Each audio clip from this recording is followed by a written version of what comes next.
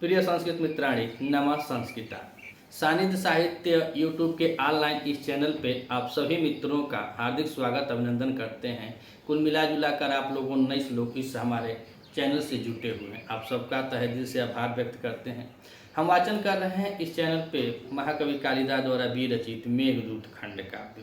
मेघदूत खंड काव्य के अंतर्गत आता है और यह गीत काव्य भी कहा जाता है, गीत काव्य भी होता है। का है कि इसमें मंदाक्रांता छंद है और मंदाक्रांता छंद जो है वह एक गेय छंद होती है। तो गेय छंद होने के कारण यह गीत काव्य भी कहा जाता है, खंड काव्य भी कहा जाता है और डॉक्टर कीथ ने इसको शोक गीत भी कहा है। अब तक हम लोगों ने कुल 28 श्लोकों का वाचन कर लिया है। आज हम श्लोक नंबर 29 का वाचन करेंगे। इसके पूर्व हम लोगों ने देखा कि यक्ष मेघ को मार्ग को बता रहा है कि तुमको कहाँ कहाँ जाना है। इसके पूर्व श्लोक में बताया कि हे गुरु, तुम नर्मदा नदी का जल ले लेना, और सब व्याख्या नर्मदा नदी अर्थात रेवा नदी के जल को बतलाया कि वह कैसा है। हाथियों के मद से वह तीक्ष्ण है, सुगंधित है, जामुन के वृक्षों से टकरा कर वह मजबूत है, अच्छा इत्यादि सब नर्मदा के जल के बारे में बतलाया कि यहाँ से तुम जल ले लेना, क्योंकि आप अमरकूट पर बरस चुके हैं। उसके वहाँ पे जहाँ बतलाया था कि जो कामिनियाँ होती हैं, वनेचर होते हैं, किरात होते हैं, वहाँ उनके झुंडों पे जाके तुम बरस देना, तो पानी खाली हो जाता है। तो रेवा नदी से जल लेने के बाद अब यक्ष कह रहा है कि जब तुम नर्मदा से जल ले लोगे तो आगे बढ़ोगे तो तुम्हारे मार्ग को कौन सूचित करेगा। तो यहाँ पे कह रहा है कि सारंगस्ते जल लवमुच सूचिशंति मार्गम। तो जो सारंग होते हैं, और सारंग में कवि जी लिखे हैं कि मृग भी आते हैं, हरिण भी आते हैं, हाथी भी आते हैं और मोर भी आते हैं इत्यादि। यहाँ पे जो जंगली जानवर हैं सब लोग आते हैं। तो जब यह हल्की हल्की बारिश, अब सोचिए डीपली कि सावन का महीना हो, सावन भादो का महीना हो, और जब हल्का हल्का बारिश होता है तो इस प्रकार से लगता है कि प्रकृति का एक चादर बिछा है पृथ्वी के ऊपर और हल्का हल्का बारिश होता है। जब वह हल्की हल्की बारिश होती है तो इसमें जितने जंतु गिनाए गए हैं, जैसे मृग है, हरिण है, हाथी है, मोर है, यह सब खुशी से झूमते हैं, अपना खाते पीते हैं और उसके मार्ग को जललौमुच, जो हल्का हल्का बूंदाबांदी होता है, वह मार्ग को सूचित करते हैं, चल भैया चल चल भैया। इसी सबको वह यक्ष कह रहा है मेघ से कि तुम्हारे मार्ग को सूचित करेंगे। तो आइए मंदाक्रांता छंद में वाचन करते हैं श्लोक नंबर 29 का। तो नीपम दृष्ट्वा हरितकपीशं, नीपं दृष्ट्वा हरितकपीशं केसरै अर्धरूढै राविभूत प्रथममुकुला, राविभूत प्रथममुकुला कंदली चानुकच्छं जगद्ध्वा आर्णेष्वधिकसुरभिं गन्धमाघ्राय चोर्व्या सारंगस्ते जललवमुच, सारंगस्ते जललवमुच सूचयन्ति मार्गम। तो अब बता रहे हैं कि सारंगस्ते जललवमुच सूचयन्ति मार्गम, और सारंग ते माने ते माने वे, और सारंग माने होता है, बताया कि मृग को भी कहा जाता है, हाथी को कहा जाता है, मोर को कहा जाता है इत्यादि। यह सब जललवमुच, और जललवमुच का मतलब होता है कि जब जल कण, जो जल की वर्षा होती है, जब जल कणों की वर्षा करते हुए, ते माने तुम्हारे, मार्गम माने मार्ग को, सूचयन्ति सूचित करेंगे। कौन कौन करेंगे? तो मृग करेगा, हाथी करेगा, तो मृग को ले लें, हाथी को ले लें, मोर को ले लें, ये सब सारंग के अंतर्गत आते हैं। तो यह सब तुम्हारे मार्ग को सूचित करेंगे। इतना ही कह रहा है कि जब तुम नर्मदा नदी से पानी लेकर आगे बढ़ोगे तो सारंगस्ते जललवमुच सूचिशन्ति मार्गम, अर्थात ते माने वे जो सारंग है, जललवमुच, जललवमुच के बारे में बता रहे हैं कि जो जल कणों की वर्षा करने वाले मेघ को कह रहे हैं कि तुम्हारे मार्ग को वह सूचयन्ति यानी यह सूचित करेंगे। तो आइए ऊपर से देखते हैं फिर। तो कह रहे कि नीपम दृष्ट्वा हरितकपीशं केसरै अर्धरूढे। तो अर्धरूढे केसरै, अर्धरूढ़े केसरी अर्थात अर्ध माने आधा, रूढ़े माने खिला हुआ, केसर से हैं।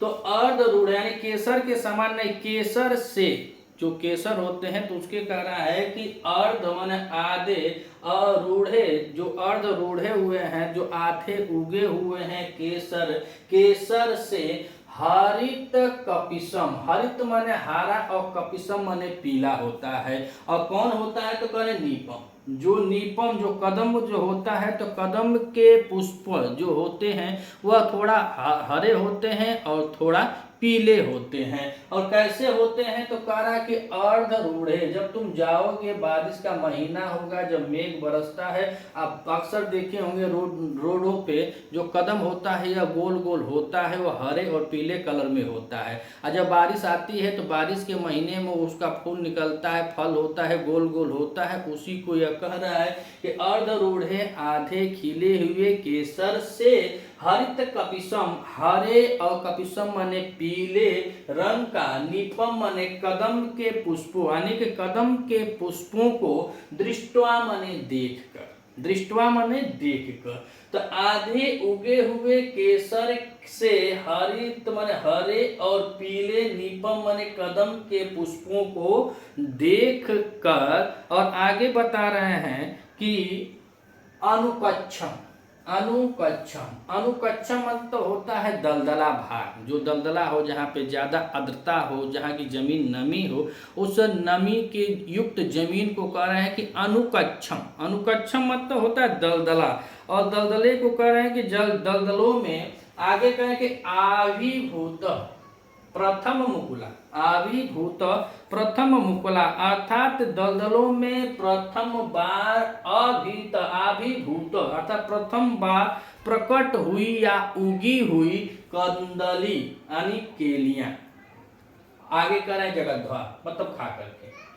तो पहले बताया कि आधे खिले हुए केसर से हरे और पीले कदम के पुष्पों को देखकर अनुकच्छम दलदलों में, जो दलदल हैं दलदल भागों में, आविर्भूत प्रथम मुकुला अर्थात दलदल में जो प्रथम बार आविर्भूत हुए हैं, प्रकट हुए हैं कंदली। और कंदली कहा जाता है एक प्रकार से केला जो होता है उसके बारे में, तो उसको कहीं केली कहा जाता है, कंदली कहा जाता है। तो वही कह रहे हैं कि कदली जो जंगलों में मिलता है तो कदली जगतध्वा, जगतध्वा माने खा करके। तो अनुकच्छम दलदल में पहली बार उगे हुए प्रथम मुकुला आविर्भूत, प्रथम बार में उगे हुए कदली को जगतध्वा, और जगतध्वा मतलब खा करके कह रहे हैं कि अरणरेशु, अरणरेशु और व्या अर्थात जो वनों में पृथ्वी की कह रहे हैं कि अधिक सुरभि गंध आघार्य, अधिक सुरभि मतलब अत्यधिक सुगंध वाली, गंध माने गंध को, आघार्य मतलब सूंघ करके, जो सूंघ करके क्या करेंगे और कौन करेंगे तो करें सारंगस। सारंग जो है, सारंग मतलब जो मृग हैं, जो हाथी हैं, जो मृग है, जो हाथी है, जो हरिण है, मोर है, यह सब के बारे में कह रहे हैं कि खा करके सारंग ते माने तुम्हारे जल लव मुच अर्थात जो जल लव मुच के बारे में बताएं कि जल कणों की वर्षा करने वाले हैं। ते माने तुम्हारे, ते मतलब मेघ का बोध हो रहा है, मेघ का मार्गम सूचिष्यन्ति मार्ग को सूचित करेंगे, मार्ग को सूचित करेंगे।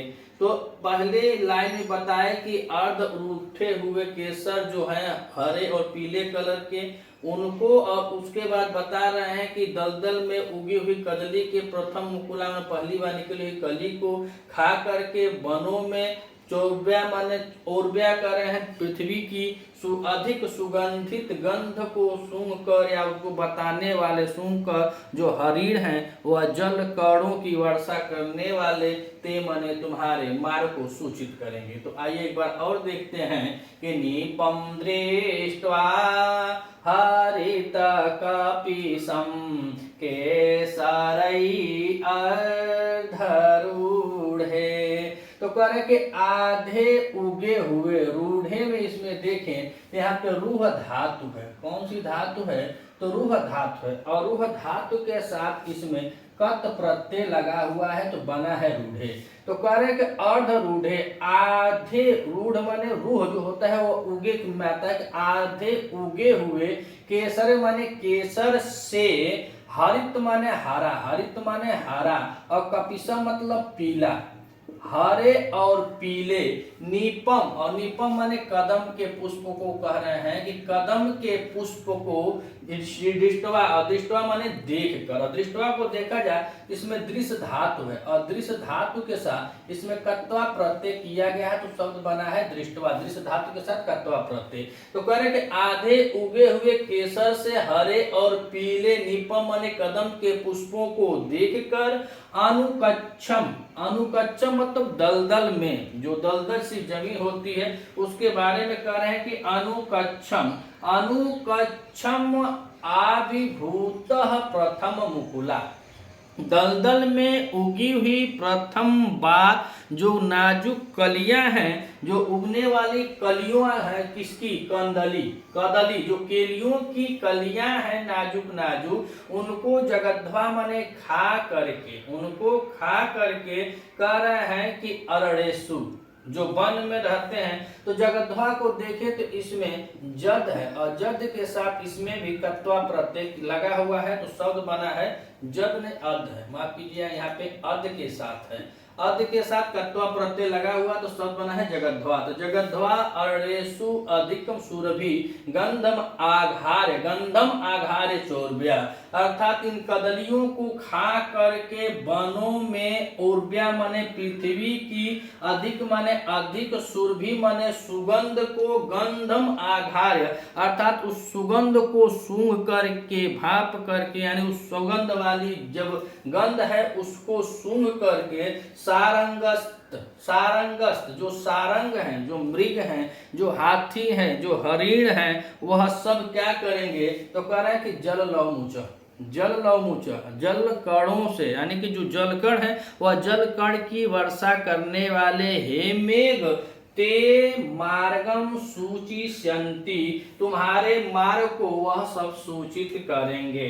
और यहाँ पे सारंग में देखा जाए तो यहाँ पे सृज धातु है और सृज धातु के साथ अंगच, अंगच और अंगच प्रत्यय के साथ इसमें अड़ प्रत्यय किया गया है तो बना है क्या शब्द सारंग।